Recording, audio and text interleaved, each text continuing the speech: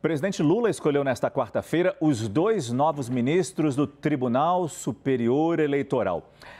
A lista com nomes de 4 advogados foi definida pela presidente do Supremo Tribunal Federal, ministra Rosa Weber. E horas depois, o presidente Lula fez as escolhas. André Ramos Tavares e Floriano de Azevedo Marques são os escolhidos e já devem participar do julgamento de ações contra o ex-presidente Jair Bolsonaro. Nosso repórter Theo Cury tem os detalhes ao vivo de Brasília. Theo, boa noite.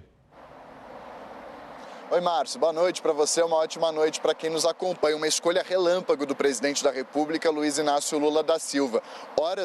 Poucas horas depois de o Supremo votar e aprovar os nomes que seriam enviados para o presidente da República escolher. Lula já se decidiu, vai sair amanhã no Diário Oficial da União o nome dos juristas André Ramos Tavares e Floriano Marques para serem ministros do Tribunal Superior Eleitoral. Nesse cabo de guerra dos bastidores, uma vitória de Alexandre de Moraes. São 2 nomes muito próximos ao presidente do Tribunal Superior Eleitoral. André Ramos Tavares é hoje ministro substituto do Tribunal Superior Eleitoral.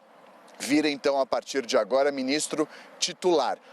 O que acontece tradicionalmente no TSE? O ministro substituto mais antigo em atividade normalmente tem uma preferência para figurar em lista tríplice para escolha quando há uma vaga deixada por um titular. Nesse caso, o natural seria a ascensão à titularidade da ministra Maria Cláudia Buchianeri, que foi escolhida ao TSE pelo presidente da República, Jair Bolsonaro, em 2021. Mas ela sequer integrou essa lista que foi aprovada hoje por unanimidade pelos ministros do Supremo Tribunal Federal. Esses 2 nomes, então, vão fazer parte, inclusive, do julgamento contra o ex-presidente Jair Bolsonaro, julgamento que pode levar à inelegibilidade dele. Então, não é uma boa notícia para Jair Bolsonaro a chegada desses 2 ministros, que são bastante alinhados a Alexandre de Moraes.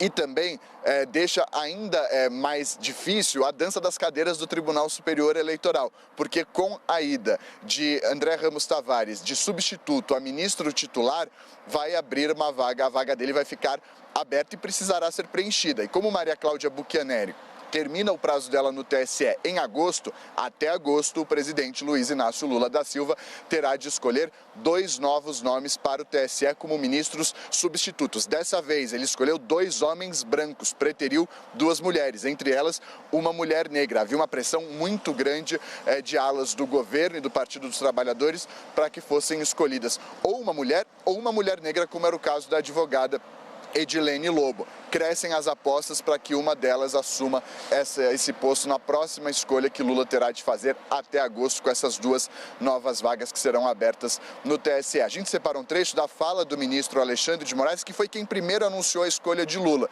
Depois confirmamos com ministros do governo e agora há pouco saiu uma nota dizendo que essas nomeações serão publicadas amanhã no Diário Oficial. Vamos ver como que foi o anúncio feito pelo ministro Alexandre de Moraes. Eu gostaria de tomar liberdade, consultei Vossa Excelência antes, tomar liberdade de informar a Corte que o presidente da República já nomeou os 2 juízes para o Tribunal Superior Eleitoral, nomeou o professor Floriano de Azevedo Marques Neto, na vaga decorrente do término do segundo mandato do ex-juiz Sérgio Silveira Banhos, e nomeou o professor André Ramos Tavares na vaga de primeiro mandato do professor Carlos Bastide Orbach. Em nome da Justiça Eleitoral, presidente, eu quero agradecer ao presidente da República pela celeridade nessa nomeação, para que nós possamos continuar a prestação de serviços normais na Justiça Eleitoral. Nosso analista de política, Caio Junqueira, já está aqui no estúdio. 2 pontos interessantes aí, né? O próprio Alexandre de Moraes anunciando os nomes que ele apadrinhou para o TSE. E também, como o próprio Theo destacou, a celeridade, posso dizer, pressa que Lula demonstrou para escolher esses nomes.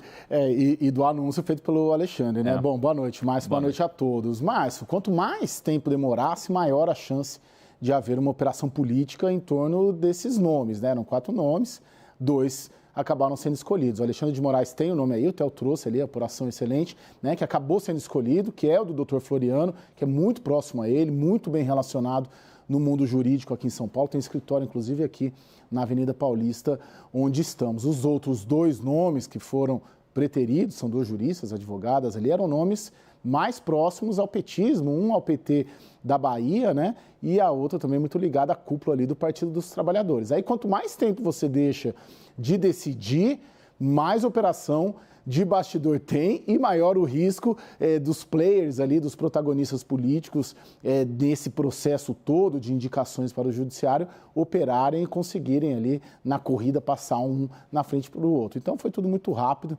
tanto pelo presidente Lula quanto pelo ministro Alexandre de Moraes. Numa proporção menor o que acontece com a indicação para o Supremo Tribunal Federal. Exatamente, que também essas nomeações elas são muito interessantes, Márcio, para o judiciário, porque a gente não vê, né? Não é uma campanha eleitoral, não é tudo de gabinete, tudo no bastidor, é uma campanha muito fechada no ar-condicionado, praticamente.